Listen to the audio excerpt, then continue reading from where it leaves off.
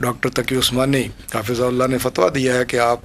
میں مشورہ دوں گا ان لوگوں کو کہ جو نفلی حج یا نفلی عمرہ کرنے کے لیے جا رہے ہیں، پہلے کر چکے ہیں، تو وہ ان لوگوں کی مدد کریں جو دشمن کے اس میں جبر کا شکار ہے، استبداد کا شکار ہے۔ تو کیفیت بھی مختلف ہو سکتی ہے۔ عمومی طور پہ کیا کہہ گیا آپ؟ دیکھیں اس میں بالعموم تو یہی ہے کہ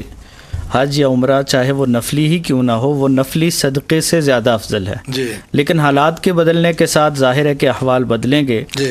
بعض صورتیں ایسی ہو سکتی ہیں کہ جب ایک فقیر اور مسکین آپ کا پڑوسی ہے، آپ کا رشتہ دار ہے اور اس کی ضرورت بہت زیادہ ہے، جی، اور دوسری طرف آپ کے پاس نفلی حج یا عمرے کا موقع ہے، جی، تو ایسی صورت میں اس کے ساتھ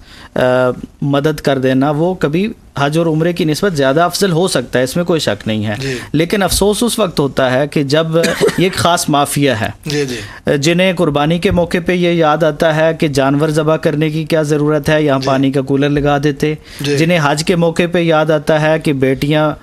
وہ ان کی شادی نہیں ہو رہی اور ان کے ساتھ تعاون کریں اور حج کرنے کی کیا ضرورت ہے، جنہیں عمرے کے موقع پہ یاد آتا ہے کہ فلاں جگہ بھی ضرورت ہے، عمرہ کرنے کی کیا ضرورت ہے۔ تو یہ ایسے لوگ شادیاں نہیں کی ہوتی۔ جی، ایسا جو مافیا ہے یہ قابل افسوس ہے۔ اگر کوئی اخلاص کے ساتھ یہ آپ کو مشورہ دیتا ہے کہ یہ دو کام میرے سامنے ہیں، ان میں سے مجھے کون سا کام کرنا چاہیے، آپ اس کی ضرورت کو، حالات کو دیکھ کر فتویٰ دیتے ہیں کہ آپ کے لیے حج کرنا بہتر ہے یا آپ کے لیے یہ صدقہ کرنا بہتر ہے، وہ ایک الگ بات ہے۔ لیکن یہ جو لوگ ہیں جو خاص موقع پر یاد کرتے ہیں اور جنہیں یاد آتا ہے کہ ہاں جانور اتنے ذبح ہو گئے تو یہ کسی اور کام لگ سکتے تھے، یہ شریعت کا اور مشاعر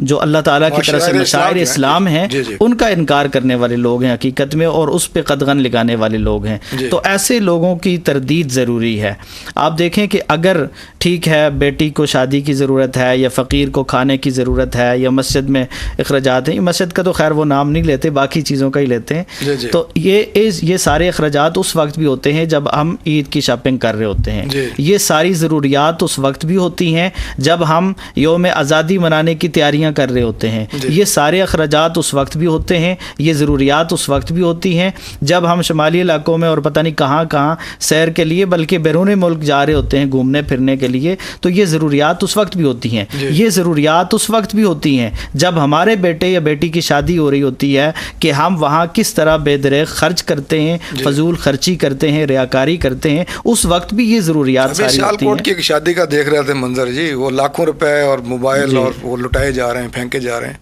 صحیح، تو یہ ساری چیزیں اس وقت یاد کیوں نہیں آتی؟ اسی وقت صرف یاد کیوں آتی ہیں کہ جب ایک عظیم فریضے کی ادائیگی کے لیے لوگ حج کی روانگی یا پھر قربانی کی تیاری کر رہے ہوتے ہیں، تو اس وقت ہمیں یہ چیزیں یاد آتی ہیں۔ لیکن عام حالات میں ہم فضول خرچ کرنے کے لیے نکلے ہوتے ہیں۔ ایک آدمی وہ ہے کہ جو ایک وقت کا 10,000 کا کھانا کھا رہا ہوتا ہے اور دوسرا وہ 10 روپے کے کھانے کو ترس رہا ہوتا ہے، تو اس وقت یہ ساری چیزیں یاد کیوں نہیں آتی؟ مولانا بہت اچھی توجہ دلائی آپ نے۔ ناظرین، جیسے مولانا نے فرمایا کہ حالات و واقعات کے ساتھ یعنی اس میں تبدیلی ہو سکتی ہے، یعنی فرض نہیں ہے،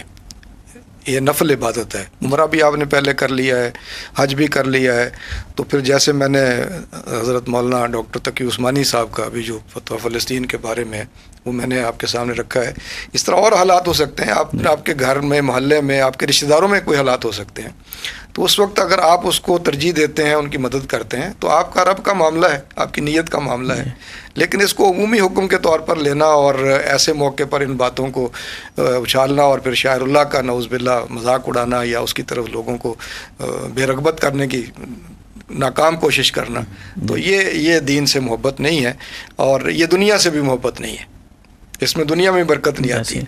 مولانا